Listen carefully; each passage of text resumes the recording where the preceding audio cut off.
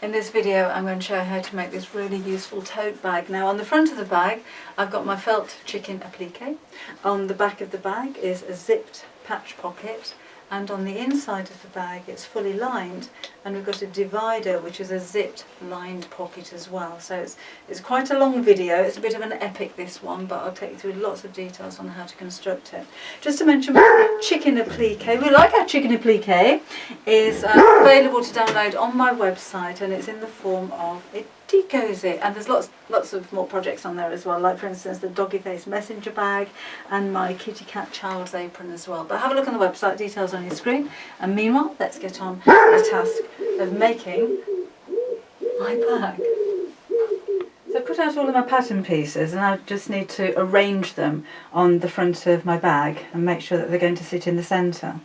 So there's the body of my chicken, that's the head, the beak pointing downwards, just a tiny triangle of orange for the beak, and then the wings going to face upwards because she's pecking. There's the tail, the comb, the wattle, and the foot just sits underneath like so. So I don't need to sew all of those down all at the same time. I'm going to do the body first. I just want to get an idea of how that actually sits so that it's central on the bag. So I'll take these extremities away for now and just sew the body on first. And what I do like to do is to just put a little bit of spray adhesive onto the back of that just to secure it. I think it's easier to work around than pins, and it just kind of holds it in place so it doesn't move while I'm stitching.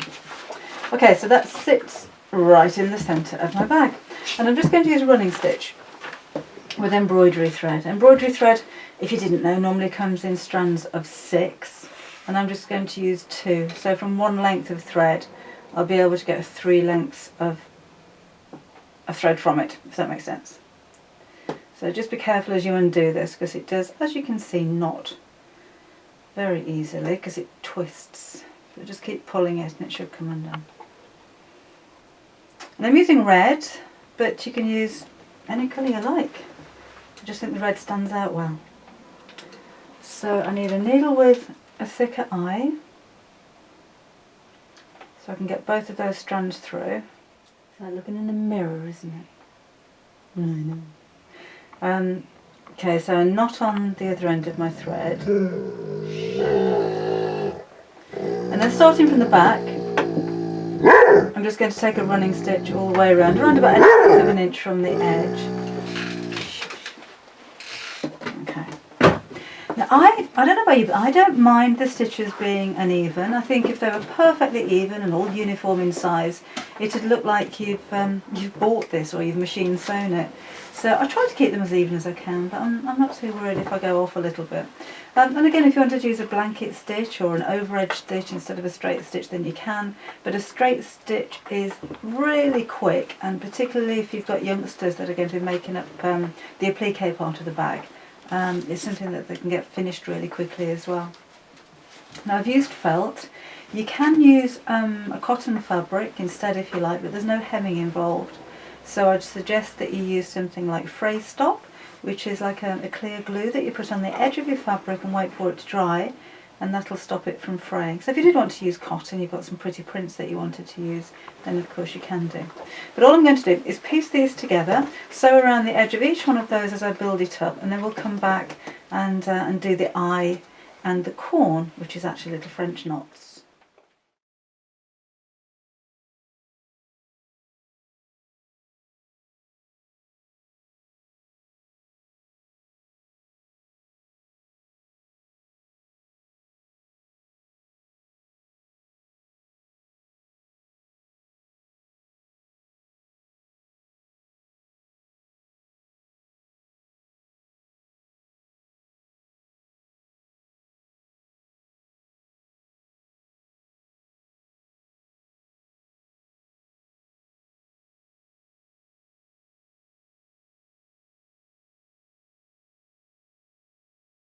Now the eyes and the seeds I've made French knots, so this is how I do it. Make a knot on the back of my thread just by rolling it over till that's nice and secure. come through from the back of the fabric into the position where you want the knot to be, and pull the thread all the way through. And then just catch a tiny stitch exactly at the point where the thread came through, but don't take the needle through just yet. You're going to take your thread and wrap it around a few times. I'm doing 4, which is actually a bullion knot, I think, just to make it that little bit bigger. Then I'm holding on to the thread at the base of the needle so it doesn't get knotted, and just pull the rest of the thread through.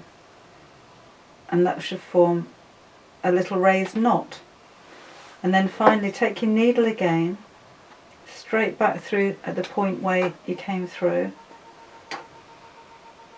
and that finishes it off. And I do the same for the seeds. Now I'm going to jump straight from the eye to just randomly where the seeds are going to go. I'm not really marking those.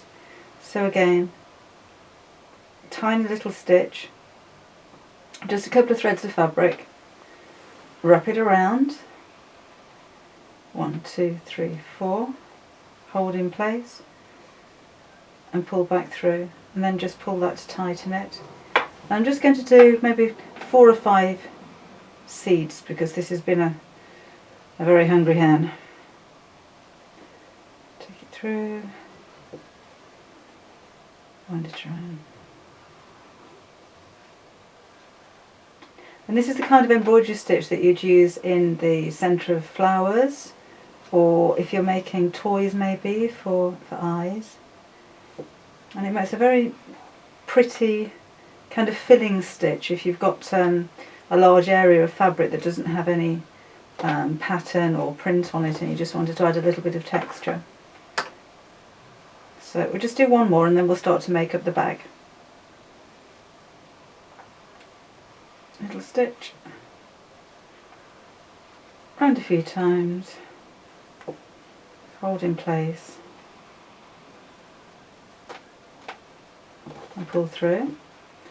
And when I finish off my work, this isn't going to be seen, but I do like to keep it as flat as I can, not taking the needle all the way through to the other side because you'll see it. I'm just catching a little tiny piece of thread and sewing over a couple of times, and on the final stitch I'm going to loop my needle through the thread to make a knot and then cut it off. So it doesn't matter what the back of your fabric looks like, and that actually looks quite messy, as long as it's flat, as long as you're not going to see or feel any lumps on the right hand side. So that's my applique on the front of the bag.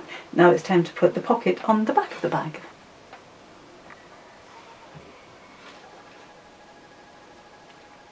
That's the back of my bag, and I've cut the pocket to around about 2.5 inches smaller than the bag. Now take into account when you're choosing the size of your pocket that you're going to be folding these sides in by about 1/2 inch or 1 centimetre to apply it, so it will be a bit smaller. And I'm going to put a zip in the section across the middle here. So I'll just, it's not set in stone, there's no rules as to how big or how small your pocket needs to be. The zip sits quite near the top because obviously you can use the space in the bottom of the pocket, not the top of the pocket, so I reckon about there. And I'm just using a water erasable pen, which basically means that if I do get any ink on the fabric that I don't want to see, if I wet it then it's just going to disappear. Just be warned with these pens though, if you iron them before it disappears, it's permanent, so that defeats the object. Now I'm using a zip which is longer than I need. I always tend to buy zips longer because you can always cut them down rather than try and make them any bigger. And that's going to sit behind my fabric, so I need to cut out a box for the zip to sit inside. So if I draw a straight line, and I'm using my measuring guide so that I know that that's square to the edge, and this is going to sit 1.5 inches from the top of my pocket, and the hole I need to make is going to be 1/2 inch wide, or about 1 centimetre if you measure it. So I need to draw a box. Now to find the centre, I'm just going to fold in half and finger crease that, And then I can measure again to make sure that my box is going to be absolutely central. And I'm going to make it 7 inches long, so again I've still got enough room at the end of my zip to be able to fold that over to make my hem. So I'm lining up the 3.5 mark onto the central mark that I've just made, and draw a line on both sides of that crease.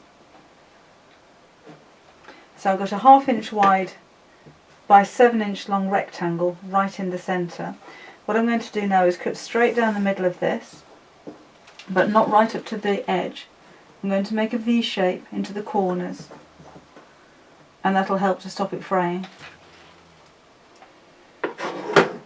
And then take your scissors and make a little snip in the centre, and cut straight down the centre of your box up to where you make the V mark, which is around about 1/4 inch from the end, and then cut into the corners on both sides.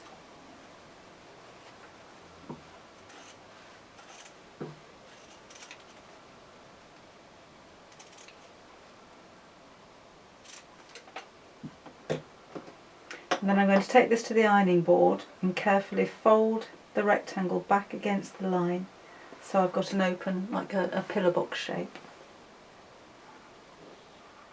So I've ironed back the sides. That's the back of my fabric now, and while I was there at the ironing board I just folded over the edges by about 1/2 inch so that that's ready to be applied. Now my zip is going to sit behind this box, and I want it to sit as flat as I can. So this is why I find it easier using a zip that's a little bit longer than you need really. So I need to sit that in the centre, making sure that the box isn't distorted.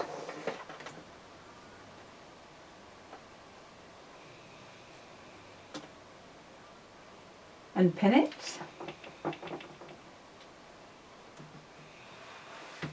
And then I'm just going to tack all the way around to hold it in place. I find that so much easier to hand tack before taking this straight to the sewing machine, because you'll find that when you put the zip and pins anywhere near the needle of your sewing machine, it's going to start to distort. So just make sure that's arranged squarely, fabric sitting flat, and then we'll start to tack. And it's worth the prep when you're doing something like this, because it does give you the professional results. And remember, this is going to be seen, this is on the outside of your bag, so it is going to be noticed if your stitches are a little bit wonky or your zip doesn't sit flat. I'll pull the slide of the zip in just a second, but I'm just going to start to tack all the way around first. So these stitches are going to come out afterwards, so this is your chance to use up, you know, that really cheap thread that you had or you were given or came as part of a pack that you don't want to use on your sewing machine, that snaps really easily and it frays a lot. This is the thread that you're going to use around here. And again, just making sure that's central and a very loose stitch.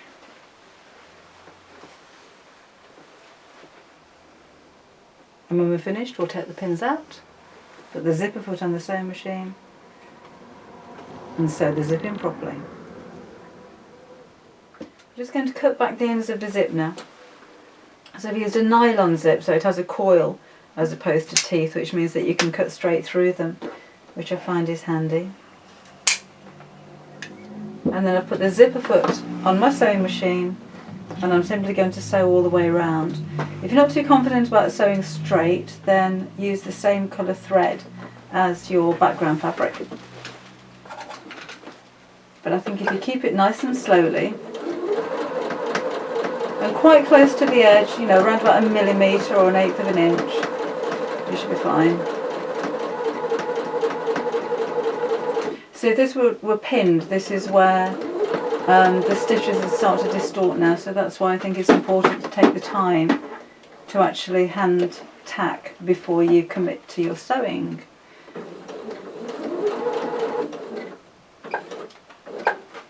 Leave the needle in the down position while you pivot around a corner.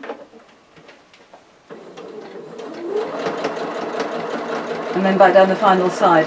Now I'm not going to line this pocket, you could if you wanted to, but I don't think it's necessary. You won't see the inside of the pocket, you'll see the back of the bag, if that makes sense. We'll do in a minute.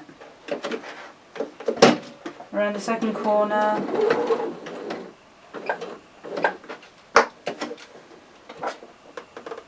And then back down to where I started. And just overlap the stitches a couple of times so they don't come undone.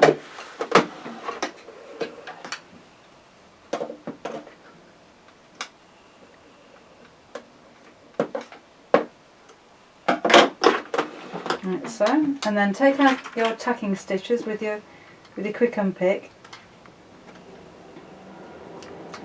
And we're ready to sew the pocket onto the bag. There's another delivery.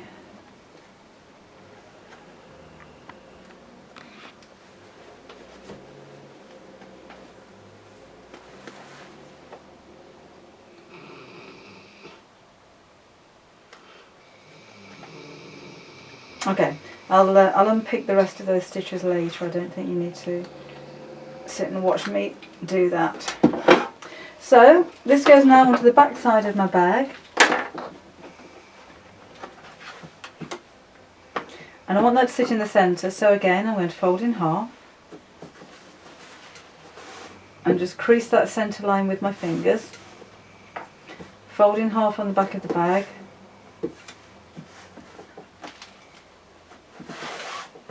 and crease the centre line again.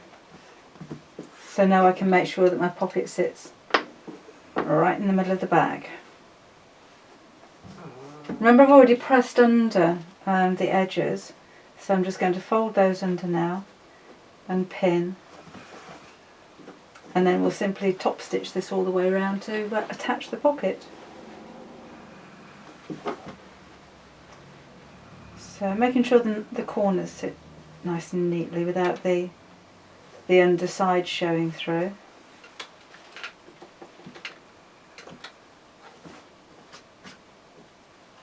Let's take my loose edges out of the way.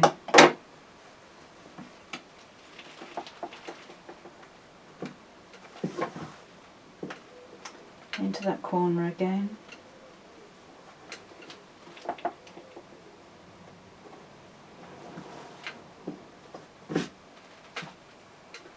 And just across the top. I'm not going to hand tack this section. We'll just go straight in and sew it on.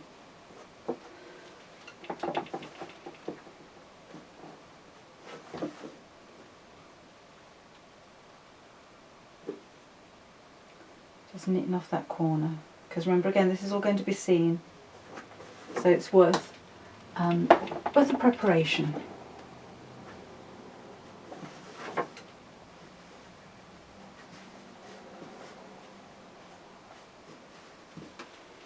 A couple more pins and then I should be ready to start sewing.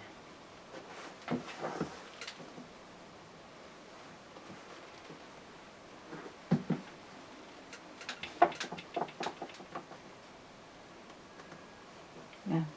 So I'll put the regular foot back on my sewing machine and literally stitch around in a box all the way around to attach the pocket.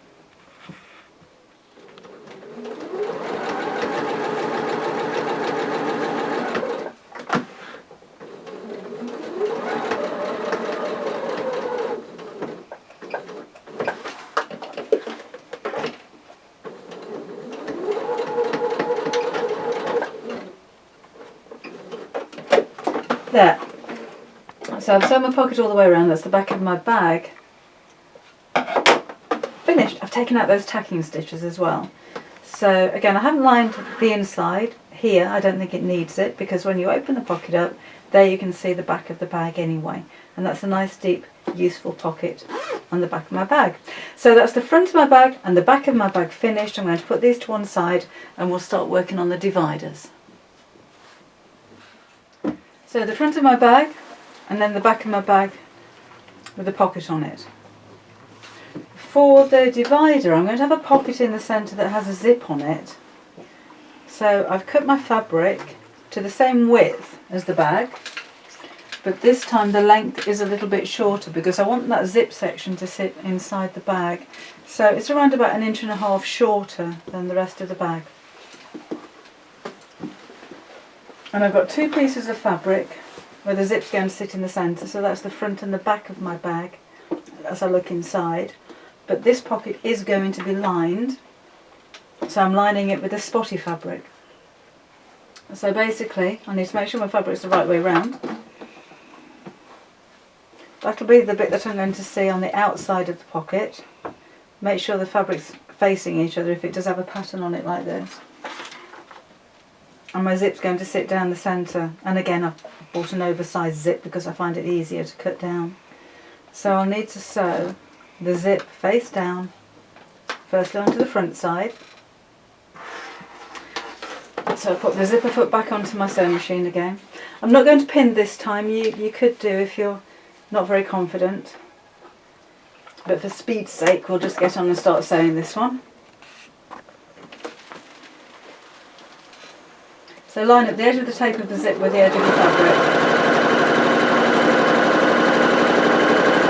and put a straight stitch all the way down.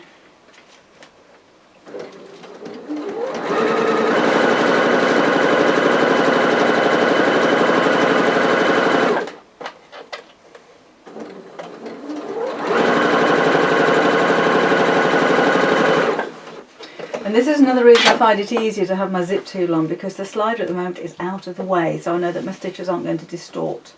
So that's the first side. The second side needs to go onto the opposite side of my zip, and at this point make sure that the sides of the fabric meet up.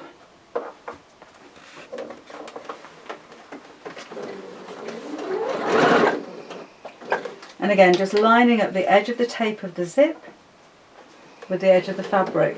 You're not going to see these stitches at this point, so keep them quite close to the edge of the tape. Because when I sew the lining in, I'm going to sew slightly inside that stitch line.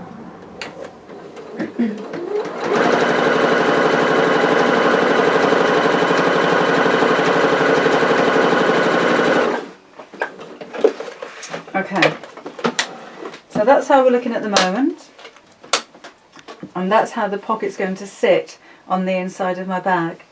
But as I said, I am going to line this, so I take my lining fabric and I'm now going to sew this to the opposite side of the zip.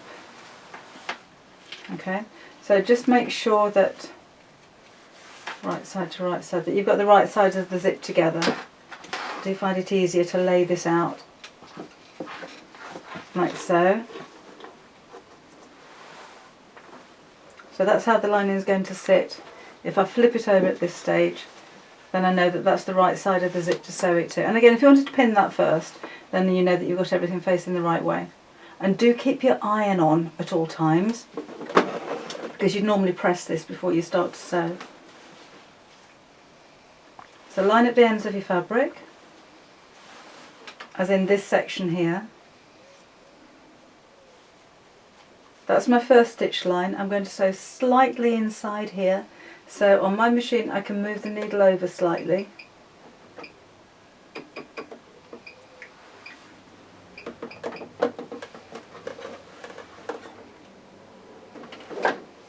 Because this is the line of stitching that's actually going to be seen as the seam. Move my thread out of the way.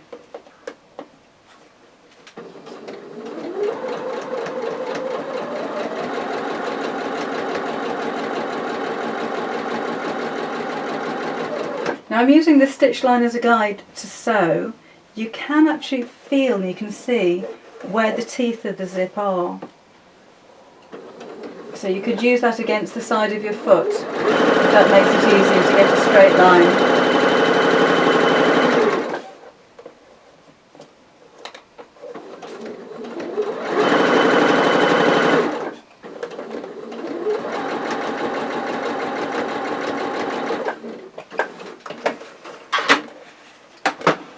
So this is how we are now. That's the outside of my bag, and then I've got the lining sitting on the inside of the bag. Then I'll do the same with the other section of lining on the other side here.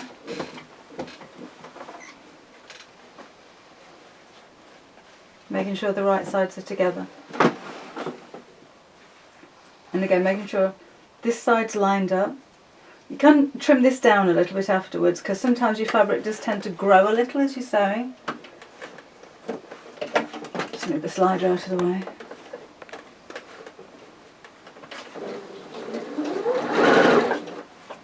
But I think that's the beauty of making your own patterns and making your own bags. If you start bigger, you can always make smaller.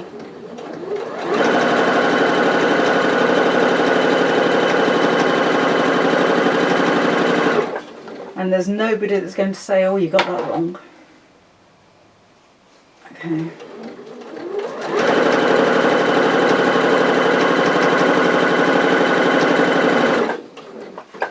Right. So, that's how my pocket's going to sit when all of those 4 pieces are put together. And when I open up the pocket, I'll see that nice spotty lining on the inside. I'm going to actually put a top stitch on both sections here at the side of the zip just to hold those in place. Normally you'd press at this point.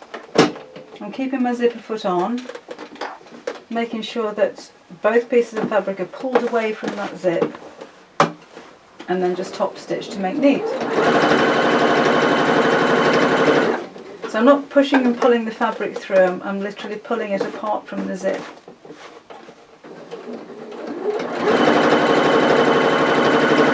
And that'll help to stop the fabric from getting caught in the zip as well.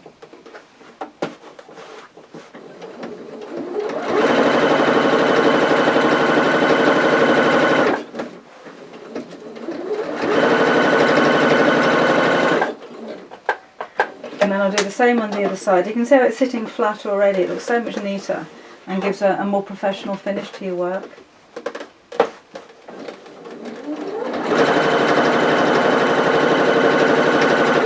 And I'm keeping that stitch at around about 1/8 of an inch from the edge of the fabric.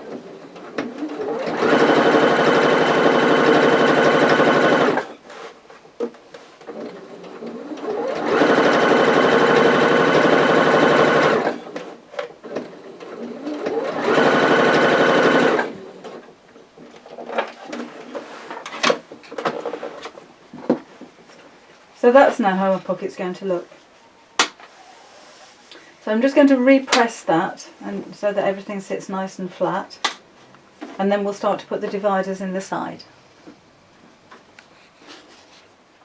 I've trimmed off the ends of the zip, and I've also put this on my cutting mat to make sure that everything's cut back square, because sometimes when you start to sew things together they do move, the fabric does twist a little bit, so I just wanted to trim it back and make sure that we've got that rectangular shape again. Now, that's my pocket, and that's going to sit in the centre of my bag as a divider. Now remember I said that the front and the back of the bag, so that's the one with the chicken and with the pocket, I cut slightly larger than that zip divider that's going into the centre. What I'm going to do next is to sandwich this pocket in between 2 side pieces, but the side pieces need to be the length of the bag, so they're longer than the pocket. Now I want the sides and the base of my bag to be 4 inches wide and deep, but as I said earlier on, it's easier to cut back fabric that's too big rather than to risk making it too small. So I've cut 2 strips of fabric for either end of the pocket, which measure about 3.5 or 4 inches. Doesn't really matter as long as they're too big, because I'm going to cut those back to the right size afterwards. So let's take the front and the back of the bag away again. And these need to be sewn face down with the bottom of the bag lining up. And I'll do this on both sides. Not across the bottom here, I'm just going to sew straight down the side. So I'm going to trap that pocket, or sandwich the pocket, in between the 2 side sections. If I just show you quickly before I commit to sewing what that's going to look like, you get an idea of what's going on. So imagine the pocket in the centre, that's one side, and that's the other side, and that's how it's going to sit inside the bag. So I'll pop those onto both sides of the lining.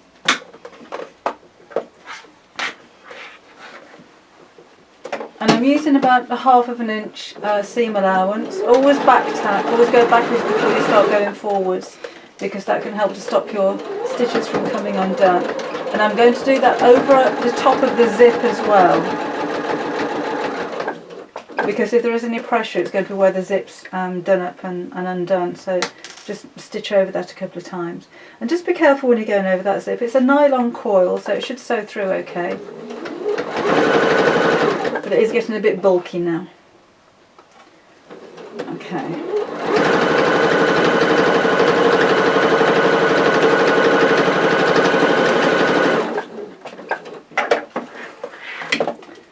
So I'll show you what's going on now. I'll press that in just a second, but you can see I've got the pocket sandwiched in between the two side pieces. So we'll do the same with the other side. I'm moving the slider out of the way. Now at this point I have cut off the end of the zip, so if you pull your slider it'll come off, so just be aware of that. And again, face down, edges together, with the long bit sticking up on the top. Make sure my fabric's the right way round.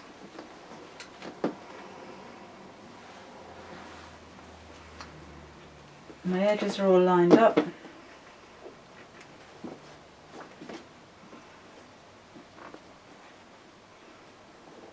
So also fabric to sew through here.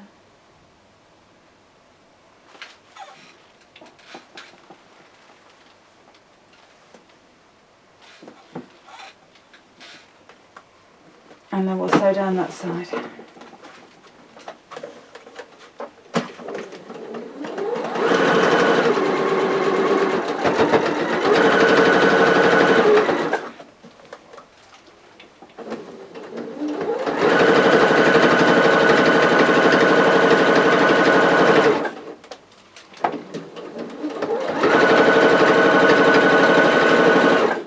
Those of you who are astute will say, you didn't go over that zip like you said you were going to. I know, I forgot. So I'm going to go just back over that zip section now, just to strengthen it. My balloon. So this is how we're looking. And I'll just go and press that.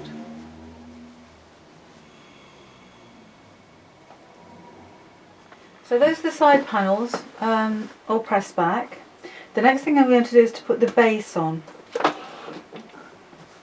So I've cut a piece of fabric to the length of the whole of the base of the bag, but then plus 1/2 inch either side, so that's an inch extra for the seam allowance.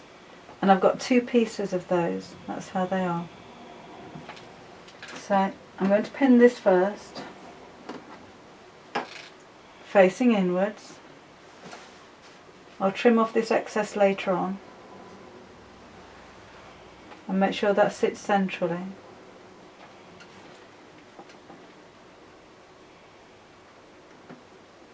And this is going to be sewn all the way through the pockets, and we'll go around the corners in just a second.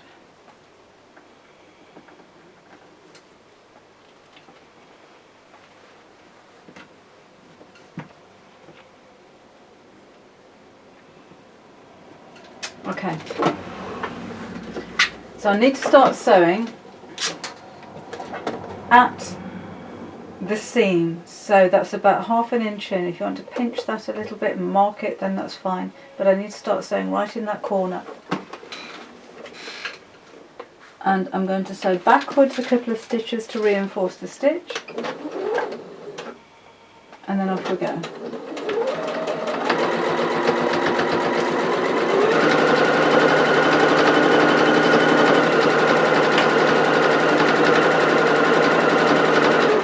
And I'll stop sewing again when I get to that seam.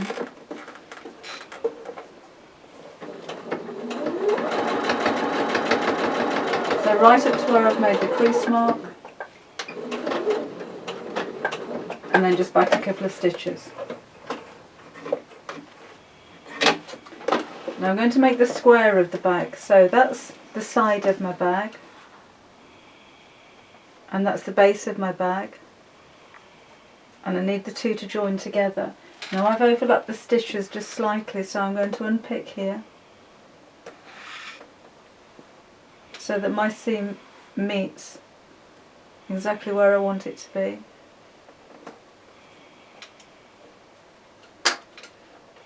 And then take your side and the base and fold those over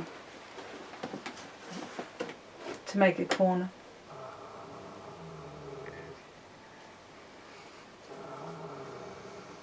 And pin.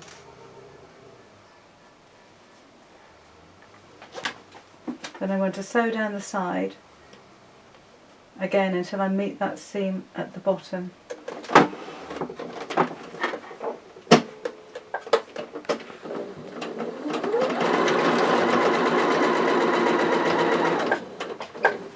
I'm just keeping the bulk of fabric out of the way so that my corner's nice and neat.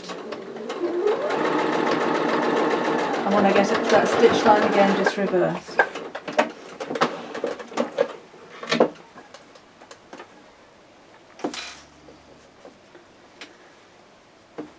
So the base of my bag is now looking like that. Okay, so when this is inside the bag, I've got the zip at the top, and this is the lining, and I'll need to do this on all four corners, opening at the side panel, so I've got in effect two little half boxes either side. So I'll carry on stitching those in exactly the same way. I'll show you what it's like when you're finished.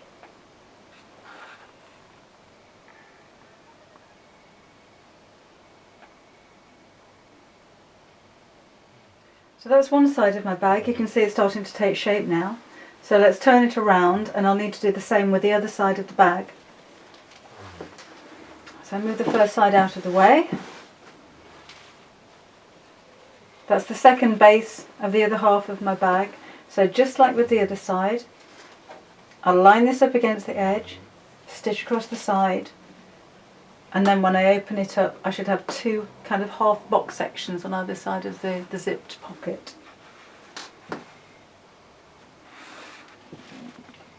Okay, so this is where we are. We've got half a box shape on each side of the central pocket. And remember I said that the side panels may be a little bit too wide, but it's easier to cut them down than it is to try and compensate. So I've decided that the side panels with my bag, when I open those up, are going to be too wide for the side, so I'm going to cut them down. I've already done one side and I've cut it down to 2.5 inches across, which means by the time I've got my 1/2 inch seam allowance, the side of my bag is going to measure 4 inches. So I'll just cut down the second side. Now if you want to measure this and be absolutely precise, then of course do so. But just for speed's sake now, I'm just going to cut or trim away the edges of mine by eye. And remember, this is the lining. So if you get to this stage and your corners aren't sitting absolutely square, then don't worry about it too much, because you're not going to see this side of the bag. This is the inside. So unless you're selling your bags, in which case it does need to be pretty accurate, then I wouldn't worry too much about the accuracy. So again, I'm trimming off the same amount all the way around there, so I know the sides are going to be even. But again, if you wanted to measure and mark that, then do feel free. Okay, so that's going to be the width of the side of my bag. What the final section I need to do on this part is to put the lining on. Now, if I go back to the beginning, to the front and the back of the bag, which is, do you remember all that time ago we started with the chicken and the pocket on the back? My two inside lining pieces need to measure the same. No matter what size bag you're going to make, they need to measure the same. And these are going to go either side of my bag and sew down the side. So you know we left that extra on the top of the side bit. That should now measure the same as the lining. So if I just pop a few pins in there, you'll see what I mean.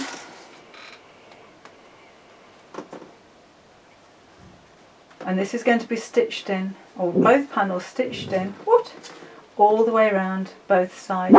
So I've got, in effect, okay, good boy, 2 complete boxes. I'm going to sleep all day. Shh, good boy. So, again, I'll just pin roughly, and then when I sew with this, you'll get exactly what I mean. But I'll need 2 panels, one either side of the zip section, so I've got 2 boxes, and then this will be a complete lining unit that will sit inside my bag. So I'll go ahead and do that because I think it'll make more sense when it's actually made up. But basically both of the sides of the lining are going to be sewn together around the 2 side sections. So this is where we are. I've sewn both of the 2 side panels on to the zip section in the centre. So you can see how now we've got the zip pocket here. Remember, that's lined. And then the 2 side sections.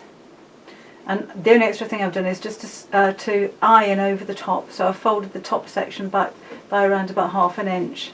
So you've got this whole cassette now with 2 pockets either side of the zip section, and that's going to drop into my bag. Now my bag, remember, we have the chick in front, and we've got the pocket on the back, and those 2 now are the same size as the outside of the lining that I've just made. So we'll put the lining to one side and start to construct the bag. Now remember the side panels on the lining I cut down so that they now finished measure 4 inches across, 5 inches with a 1/2 inch seam allowance either side. So I need to make sure that the panels that match down the outside of my bag measure the same, if not around about 1/8 of an inch, just that tiny little bit bigger, so this fits nicely inside. So the whole section across here measured 5 inches. So now to go on the outside of my bag, I've got 2 side panels, they measure 5 inches. So one of those on either side of my bag. And then one bottom section, and that measures 5 inches wide by the width of the bag. So I'm going to construct this so I make a box out of those, and then all we need to do is to drop the lining and put the handles on inside. So I'm going to start by sewing on the bottom section. Oops, come here. Right sides together, and I'm going to start sewing from about 1/4 inch in from the edge so that the side panels will sit in that corner quite neatly. But I'll go ahead and sew the whole section together, and then you'll get an idea of what I mean. So I've got the side panels and the base panels sewn together with the front and the back of the bag to make that square shape again. The only other thing I've done is to fold over the top of the bag just like I did with the lining and press that in place. So I've got a box basically. So let's turn this the right way round. And again, press at all points. Have your iron on all the time if you can, if you've got that kind of iron. So you can just keep making sure that your seams are nice and flat. So there's my front and there's my back. Now it's time to put that centre cassette in with the pocket. So push the inside into the outside of the bag and make sure that the corners line up. And I find it easier actually to start pinning together the tops at the side seams, because that's where I really want this to match up. And that'll mean that the bottom sits square inside the bag. So those are my 2 side seams. They match perfectly. I'm just going to leave a tiny amount, maybe 1/8 of an inch, if that, of the lining sitting inside the outside of the bag. And pin this, just to make it look that little bit neater before I top stitch. Then the second side of my bag, I'm going to line up the seams again first, tuck in all your stray threads, like so. And for the handles on this bag, you can, if you want to, make the handles by sewing a tube of either one of the lining or the outside fabrics and turning it inside out. But just to make it a bit quicker, I'm using just handbag strapping or thick webbing. Just pin the centre of the back and the front together, and then we'll put the handles on. And as far as the handles are concerned, I'm just going to make those kind of to go over the arm, that kind of length, out of this webbing. Purely for speed's sake. If you want to do an over the body bag or have a wider strap or an adjustable strap, that's fine, but this is more about showing you how to make the divider in the centre than constructing the bag. So I'm going to pop this or sandwich the strap in between the lining and the outside of the bag at the same distance from either corner. So I'm lining mine up just inside where the pocket is here. And again, when you do this at home, just measure the distance from either side to make sure that it's the same and they sit perfectly. I'm just gauging this by eye, if you like. And then when I pop the handle onto the other side, that needs to match up. So line up your seams, either side, front and back, both the same, and pop in the second handle so that they're both at the same sides. And the same length as well, of course. So I'll measure those before I start sewing in just a second. So there's one. Make sure your strap doesn't twist as you pop it from one side to the other.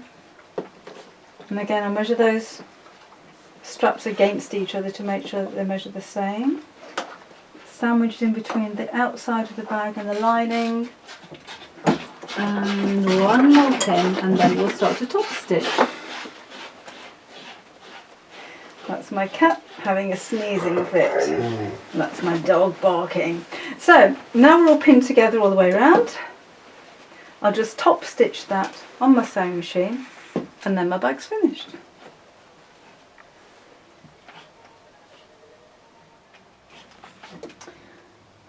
Right, so top stitch all the way around as neatly as I can. I've gone over where the straps are just a couple of times on my sewing machine just to make that little bit more secure.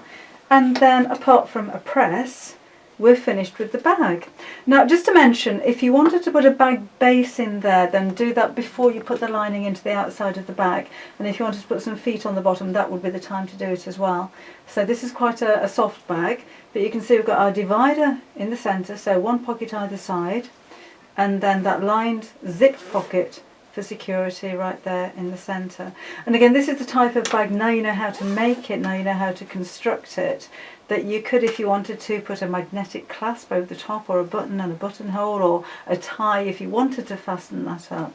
And maybe use a little bit of wadding in there if you wanted to make it more substantial. But I think a very useful bag for the workplace, big enough to put a file in there, a nice school bag or a baby bag or a craft bag, and I think finished very professionally as well.